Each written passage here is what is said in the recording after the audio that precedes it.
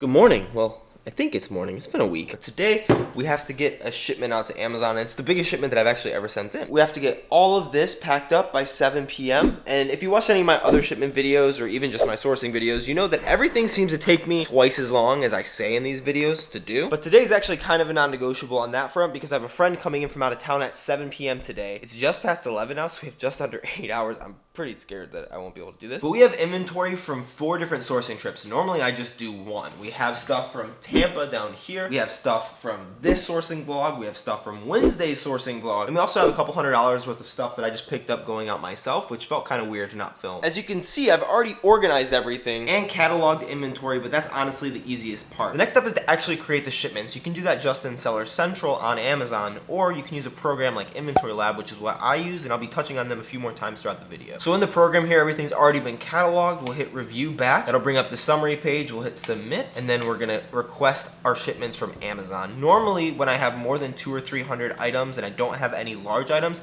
I only get one shipment from Amazon. Oh, this is an error that I've never gotten before. Amazon has indicated one of your products is no longer in the product catalog. That's weird. So let's remove that and see about re-adding it and what happens. Delete this real quick. And then I'm just gonna go back into the UPC, and then I'm just gonna put in those numbers and see what comes up. And it might be nothing.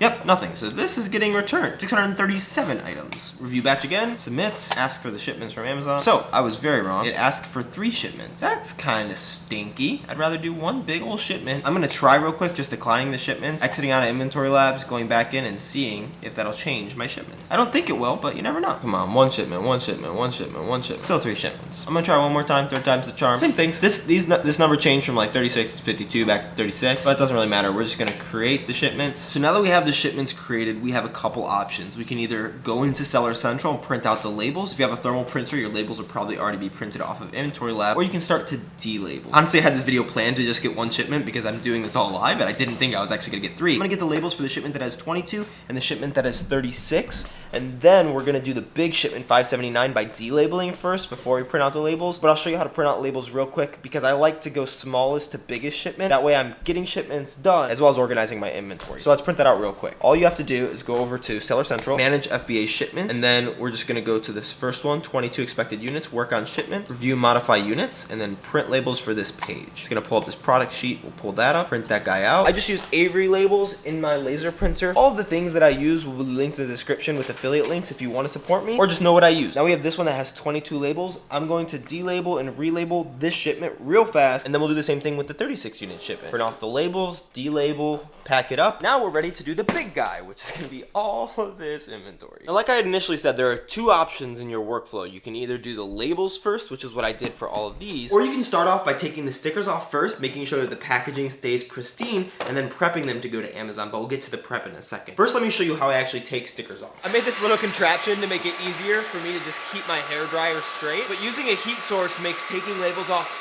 really easy. Luckily, there are some stores that have labels like these that just generally come off pretty easily, and you don't really normally have to worry about actually using the hairdryer. But for something like this, and pretty much everything else, if you put it under the hairdryer and use a Scotty peeler, which makes life really easy, it works as your nails so you don't get your nails all beat up, comes off in like a second. As you can see, it came off pretty easily, but there is still some residue left on there. So the next step is to take Glue Gun and a rag. I tend to put it on the rag because the rag will stay saturated, and then you just rub it off on here. Now, as you can see, there's no residue left at all. It comes off of plastics easier than cardboards, which is what's going to be in a lot of the socks that I have to do. But these ones are ready to go. I'm actually going to keep the stickers just in case something gets returned and I want to try to return it. So I'm going to put them on a sheet of paper. And it doesn't have to be pretty. I just want to kind of keep the stickers just in case. But RDW actually let me know that you don't actually have to keep the stickers. If you take videos or pictures of your items, you can go into the stores and return them. And she said she's had no problem doing that. So if you add that to your workflow, like I talked about in my last sourcing vlog, it might still make your life easier.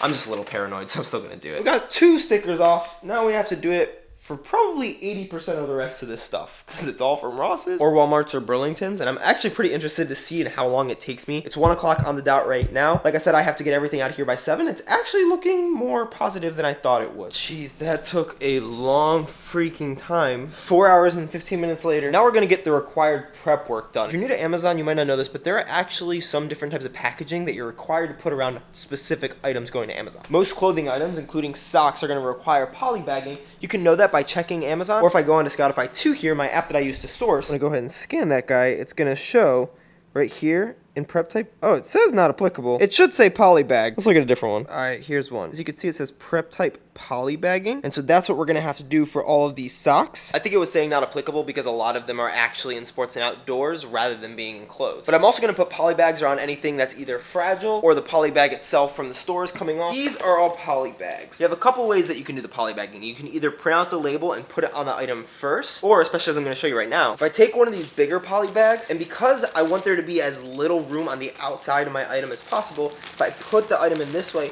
and twist it around a couple times, instead of finding one that's long enough but too wide, then when I have a bag like this, it's pretty good. But if I was to have put the label on before, you'd be able to scan it, but it'd be pretty hard. So I'm actually gonna stick the label on the outside of the bag, and then we're gonna do that with so many different items. So I'm gonna print out the labels, get to polybagging all these. Hopefully I can have everything at least labeled by 7 o'clock because it's getting later. Maybe I can actually finish my shipment, but I, for some reason, doubt it. Yikes.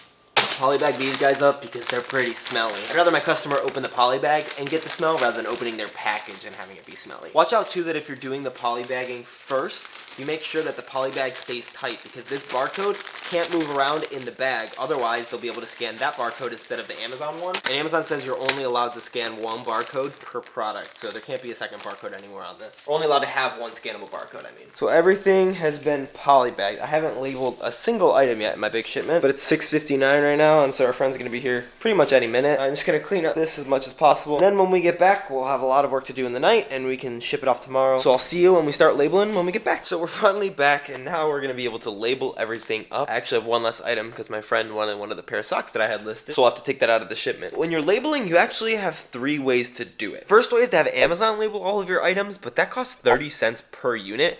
Since we're sending in almost 600 units, that'd be like $180 just to have Amazon label our stuff, which is a little ridiculous because each of these labels works out to be less than a penny. The second way that you can do it is that a lot of items, if you just send them in with the UPC, you'll be able to sell them. I did have what I think is a major problem with this, and I go over that in a different video, which you can check out. The main way that I recommend doing it is actually just to print off all of the labels yourself and label them all up. I know it's a little bit tedious, but it's going to save you a lot of money and hassle in the long run. But we're just going to label everything up. Luckily, it's all polybagged and ready to go. Just figured out something pretty major out. So I'm on Inventory Lab. I knew that there was a way that these printed out that was correlated to one of the ways that Inventory Lab categorizes the inventory. I just found out that it was by the SKU number. The reason this is pretty sweet is normally I'll actually label before I polybag and prep my items, but since I had so much to prep, I figured I would do that first and get it out of the way. So now the only thing to do after labeling my items is actually put them in the boxes, and you have to tell Amazon what's going in each of your boxes. So on Inventory Lab, if we just click into our big shipment, we can see that what the first item is the Skull Candy inked earbud, but the first label that I have is actually for a hook. So I was clicking around seeing if it was based on the title. It's actually by the SKU. So if I look at the SKU, this is the latest SKU or the highest number. This is the oldest SKU or lowest number, and that actually correlates to the order in which all these labels are. So if I just organize everything by SKU, I could actually just put everything into the boxes in Inventory Lab as I'm going through and labeling things, which will save me half the time. So what that means is I can pack up my box with everything that I possibly can. Whatever item I last label, I'll be able to go into Inventory Lab, click the checkbox on it, all the way down through that last item. Just say it was this lure, and then I'll be able to assign all of these to the first box, and then create a new box, box 2, and then go from that item all the way down, fitting as much as I can in each of the boxes. I'm really excited because that's the most efficient way that I've ever found to actually put everything in the boxes and track it in Inventory Lab, even though I've done probably like 30 or 40 shipments and really should have realized that by now. It's gonna make my life so much easier. So let's get to labeling everything, boxing it all up, putting everything into Inventory Lab so that the correct box has the correct units in it, and let's see how long it takes. Right now, it's 10:57.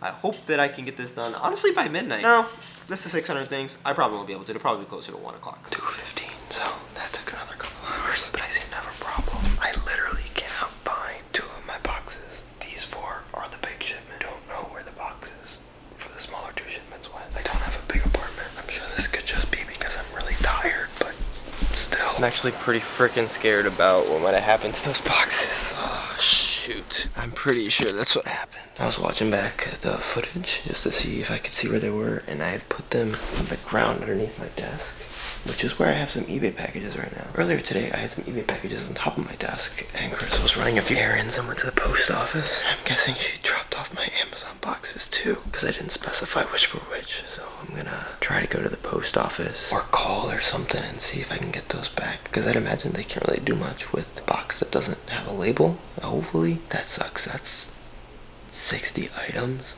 It's probably $200 plus that I've spent on that. So we're just gonna complete this one shipment, and I'll confirm that with Carissa tomorrow, and then go to the post office. So now we have everything in the boxes and assigned to a box here in Inventory Lab so that Amazon will know what's coming to them. We're gonna have to tell them the weight and dimensions. You gotta make sure that you keep your weight under 50 pounds, otherwise Amazon will put you in timeout. And as you saw, I weighed everything as I was going along. You gotta make sure also that your dimensions, the longest length, is less than 25 inches long. Since we can't really do anything about these two, we're gonna go into this last one and just transmit these boxes so that we can at least finish one shipment today. We're just gonna hit submit all, and then now we're just gonna wait for Amazon to actually receive the dimensions from Inventory Lab. As you can see, now we're down to these 2 shipments. I really hope that I can get those 2 back. Okay, our boxes were accepted. So now we're in Manage FBA Shipments under Manage Inventory and Seller Central. I'm gonna click Work on Shipment. All the way down here, you'll see all of our information is already put in. All we have to do is calculate the shipping cost. I'm gonna guess $38. Ooh, pretty close, $39.66. I'm gonna agree to that, accept the charges, and then I set a ship date for, I guess today, since it's 2:30 a.m. We're gonna print the box out. So I'm actually gonna print out 2 labels. One is going to be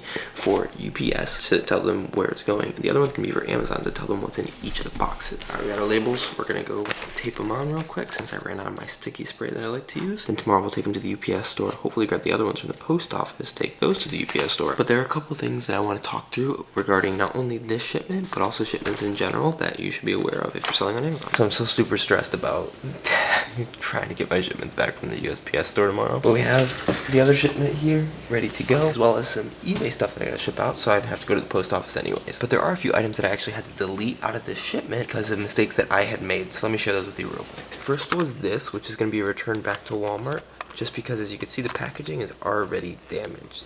Sometimes that might not be a big issue, but I'd rather just be safe than sorry, because I think I bought this for like $4 and it would make me like $4. $4 of profit isn't worth a bad review on your account or altogether getting your selling privileges revoked if you have too many of those. For the same reason, I decided not to send these in, because as you can see, they say that they're medium size, but the listing when you scan the UPC code shows a one size fits all, and I went into the actual Amazon listing and saw that it had really bad reviews because people were expecting a one size fits all, and they got this medium size because the UPC shows up for it. So I imagine it's other people like me who are reselling this under the wrong ASIN, so make sure you check that. And the last one is something that might not be an issue, but I'd rather not deal with it. It also made me very happy that I saved all of the Under Armour tags because I'm going to need them for these 3 items. Now all the way to the very end, when I noticed that the UPC scans for something that says Under Armour Heat Gear, not Under Armour Performance. That's probably not a big deal, but when I was looking at the tag in the UPC, I noticed something that kind of could be a big deal. As you can see, it says slightly irregular. Normally, those are going to be the types of socks that get liquidated to stores like Ross, Marshalls, Burlington, because they're not necessarily suitable for the normal retail market. They might not even be bad. Some of the socks that I personally wear are slightly irregular socks just because they were cheaper, but it's not something I want to sell on Amazon, especially because if a customer sees that and they ordered a not slightly irregular pair, I mean, I don't know about you, but I'd be kind of pissed about that. So that's something where you could also be considered selling something used like new, or just selling the wrong item on a listing. $30 of profit is not worth getting your selling privileges revoked or bad reviews, which could affect your future sales, because at least to me, keeping my selling privileges is one of the most important things on Amazon, because that's going to ensure the longevity of my business. Making a few extra short-term profits just wouldn't be worth that risk. Speaking of total profits, let's take a quick look at what everything we just shipped in should amount to. So we sent in 121 total items, minus 3, so only 118 different items, which amounted to a total of about 630, as long as we can get back those shipments from the post office. Average sales rank was 233,000, which is decent. That's about what my average sales rank tends to be, but it's definitely not bad, and it's something that I'm pretty comfortable with. Total sales value is just over $9,500 according to Inventory Lab, with the total buy cost being over $3,100, which is pretty significant. That's the most that I've ever shipped into Amazon. And then the total net profit is going to be about $2,900, but that number can fluctuate a pretty decent amount. And even as I was checking to make sure that I was putting the stickers on the correct items today, I noticed that a lot of things were listed for a lot lower than when I'd initially picked them up. Now in the past, this would have been much more of an issue for me because my repricer is really aggressive, and it's aggressive to the point where I end up losing money on items that I probably don't have to lose money on if I don't mind waiting another couple days for someone to sell out who's price undercutting. And so because of that, over the next few weeks before the shipment actually gets to Amazon, since it's so much inventory, I'm going to find a better repricer for me, because the one that I use now definitely helped me to increase my sales, especially volume. But I want something a little more sophisticated that might even be able to plug into Inventory Lab to see what my buy cost was so that I can make sure I'm not losing money. So stay tuned for that video coming out. One question that I get a lot is how long is it going to take for stuff to actually sell once it gets into Amazon? Let's just talk time frame for this shipment right here. Since this is such a big shipment, what normally happens is I send it into one fulfillment center, but it doesn't get listed live when it gets to that fulfillment center because CLT2, the one that I send most of this stuff to, actually seems to be a distribution fulfillment center. So they'll get all my inventory in and then ship it out to a bunch of other fulfillment centers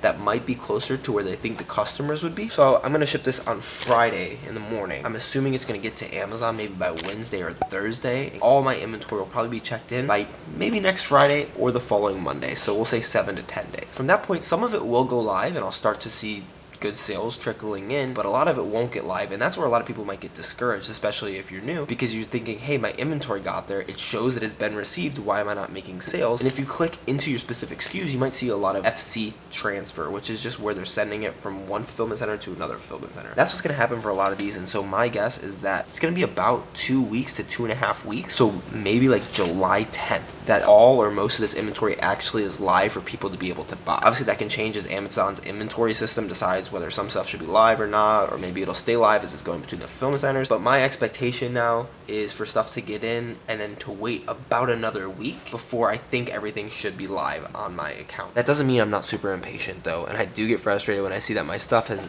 gotten to Amazon and it's not selling. That's just what happens. And then the question would become, say 5% of my stuff sells the first day that it all becomes live. If that's the case, when will I get my money back? Now, I don't know exactly at what point this will change for me, but as a new seller specifically, and I think most sellers actually have an Amazon reserve balance. So if it all sells in 2 Fridays, once Amazon ships it out, they're going to credit that balance to my account that the customer paid minus Amazon fees. Except it's not actually going to be available for me until, at least to my knowledge, 7 days after the estimated date that the customer will receive it. At least that's how my reserve balance works. If my stuff gets purchased 2 Fridays from now, Amazon will probably ship it out by Monday, Tuesday, or Wednesday of the following week, which means that expected delivery for the customer is going to be another 1 to 2 days after that. So we'll just say another full week, so 3 Fridays from now. And then I'm going to have to wait another 7 days in order for that money to actually be available so that Amazon can send it to me. So I probably won't be getting any money back from this shipment for about a month. So if you're new to Amazon, that's something that you might want to think through when planning how you want to spend your money. And it's one of the reasons why eBay can be a good filler, especially to bridge the gap, having some liquidity in your business beyond just sending all this into Amazon and waiting. But if you have the capital or the credit to be able to do that in a very financially safe way, it's definitely a good way to go, and that's how I built my whole business. Hopefully I'm cutting to moment of truth. I didn't call because I had to come and drop these off anyways, but oh, I really hope that it's here. Yesterday, my wife came and dropped off some packages for me that didn't have any labels on them. Oh, no freaking way. Don't do it again. Thank you so much. Oh my gosh, I'm so freaking happy. Quick tip, if you're not the one taking everything to be shipped out, try not to put your piles of unlabeled UPS stuff and labeled post office stuff right next to each other. Get these labeled up, take them out to USPS, and then get back to me in the past. And if you're interested in Inventory Lab, the program that I use for all this, I do have an affiliate link in the description, or you can watch this video where I go over an in-depth guide to Scoutify 2, their sourcing app, as well as Inventory Lab, what I use to list and track my inventory. But every shipment for Amazon is different, and if you want to watch some other problems that I have with a different shipment, you can watch that video right down there. As always, like, subscribe, you know the YouTube deal, but hey, you got this. Man, I hope that wasn't too cheesy.